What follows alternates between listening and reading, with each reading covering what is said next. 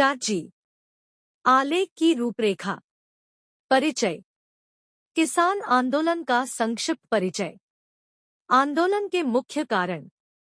आंदोलन के कारण। कृषि सुधारों का प्रस्ताव और किसानों की आपत्तियां। किसानों की मुख्य मांगे। सरकार की प्रतिक्रिया। सरकार द्वारा लाए गए कानूनों का विवरण। सरकार और किसान संगठनों के बीच वार्ता। आंदोलन का प्रभाव। समाज पर प्रभाव। राजनीति पर प्रभाव।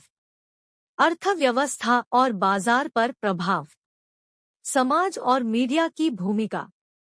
समाज की प्रतिक्रिया। मीडिया कवरेज और जनजागरूकता। विश्लेषण और भविष्य की राह।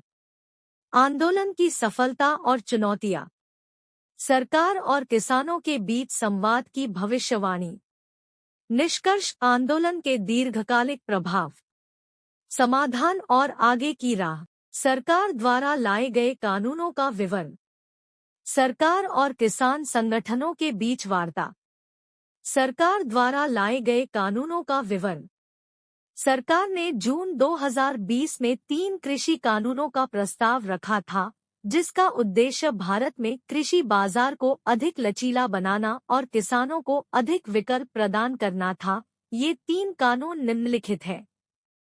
कृषि उपज व्यापार और वाणिज्य पदोन्नति और सरलीकरण अधिनियम 2020। इस कानून का उद्देश्य किसानों को मंडी सिस्टम के बाहर अपनी उपज बेचने की अनुमति देना है, जिससे वे अधिक प्रतिस्पर्धी कीमत पर अपनी उपज बेच सकें।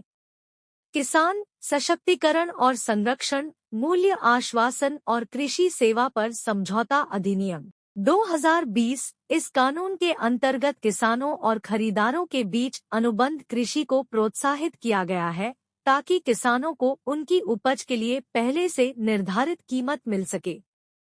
आवश्यक वस्तुओं संशोधन अधिनियम 2020। इस कानून के द्वारा आवश्यक वस्तुओं के भंडारण पर लगे प्रतिबंधों को हटाया गया है, जिससे व्यापारियों को बाजार में मूल्य स्थिरता सुनिश्चित करने के लिए अधिक स्वतंत्रता मिली है। सरकार और किसान संगठनों के बीच वार्ता। इन कानूनों के विरोध में किसान संगठनों ने विशाल आंदोलन शुरू किया, जिसके परिणामस्वरूप कई दौर की वार्ता सरकार और किसान प्रतिनिधि। सरकार और किसान संगठनों के बीच वार्ता ने इस आंदोलन के दौरान एक केंद्रीय भूमिका निभाई। विवादास्पद कृषि कानूनों के निर्माण के बाद किसान संगठनों ने सरकार से इन कानूनों को वापस लेने और अपनी चिंताओं को दूर करने की मांग की। वार्ता की प्रक्रिया कई महीनों तक चली, जिसमें कई दौर की बातचीत हुई। ये वार्ताएं अक्सर जटिल थी और दोनों पक्षों के बीच मतभेदों को उजागर करती थी। किसान संगठनों का मुख्य आग्रह था कि सरकार कृषि कानूनों को निरस्त करे और एमएसपी न्यूनतम समर्थन मूल्य की गारंटी देने वाला एक नया कानून लाए। सरकार ने किसानों की चिंताओं को समझने और उन्हें दूर करने के लिए कई प्रस्ताव पेश किए। इनमें कानूनों में कुछ संशोधन करने की पेशकश शामिल थी, लेकिन किसान संगठन इन कानूनों की पूर्ण वापसी पर अडिग रहे।